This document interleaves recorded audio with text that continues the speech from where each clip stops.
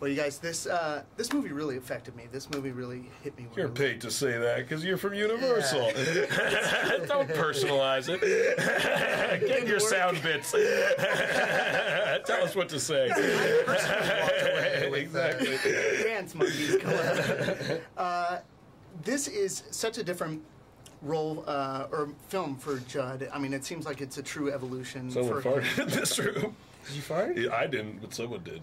Did you fart? There was a fart that went off. I have a serious cold right now, but if someone farted, I'm glad they didn't. It happened. Maybe the fart.com guy.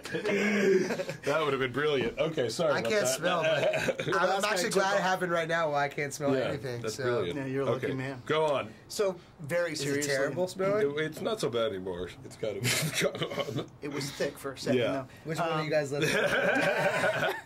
You did? Nice. I respect that. I respect that. It was me. Sorry. Thank you. As this film seems to be a total evolution for Judd, a natural course in his evolution, how was it different for you guys to work with him on this project? Was there anything different about it? I would say, I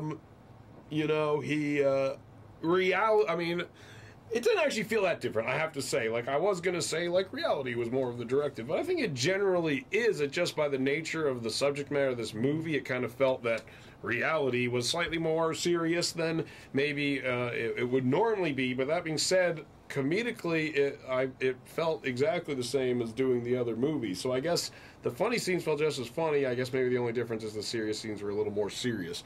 But I have to say, the actual process didn't really feel any different to me. Yeah. What it did seem like is the reality, what would have been the directive, and it seems like you guys have got such a rapport and such a close-knit relationship, whether it's with Judd and Leslie and you guys. How did that sort of complement the realistic tone of it all? How did that, because it seemed more honest than most other movies that we see. Yeah. I think just when you know people, it makes everything easier, you know? I mean, just... I know how Jonah will react to a certain thing, and, I know as an actor what he might do and what types of jokes he might say, and he knows that about me, and I think when you have that, it just makes everything feel a lot more organic. You're not constantly feeling people out, you know? We also know how to push each other in certain ways and how far someone will go, and... when you work with someone new, there's always this thing like, oh, if I pitch them an idea, are they going to get mad at me? It's true, but Jonah knows he can just come up to me and tell me to say something, and vice versa. And it's all. There's no we know each other's boundaries, and there aren't many. There really them. are none. So it's like, it's just a familiarity that breeds, I think, people's best creative work. Yeah. And how did Adam fit into the mix of it all? He seems like someone who's been around the block, seen a lot of things, and you have this great mentor-protege relationship. How was that building that? Were there any tips that he gave you guys, or what did he bring?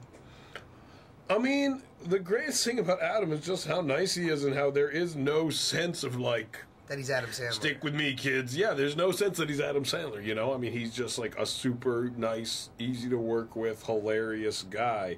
And it was great, you know? I mean, he's as great to work with as pretty much all the people who I love working with, you know? I was amazingly, I mean, me personally, I've never really had a big role in a movie with, like, a giant movie star before. I didn't know how that would go. I didn't know, he can pretty much do whatever the hell he wants. And it was great. It was easy. It was no different than it ever is, I mean, he's just outrageously nice. I think Seth said something earlier today that I really agree with, which is that the biggest thing you get from Adam is how to behave if you ever do get to that level. Yeah, or definitely. Like how to just exist on a set without being rude ever or mean ever, and just like you think of a giant movie star and you don't think of them as being as low-key and nice as Adam is. Yeah, I mean, sometimes even just when you're on sets with famous people, it's weird. People are like, oh, they're coming, and there's like a whole kerfuffle that goes along with it. But with him, I mean, he's just there. He's there sipping his coffee, like, oh, we're ready. Okay, he walks over. I mean, it's like it's unbelievable.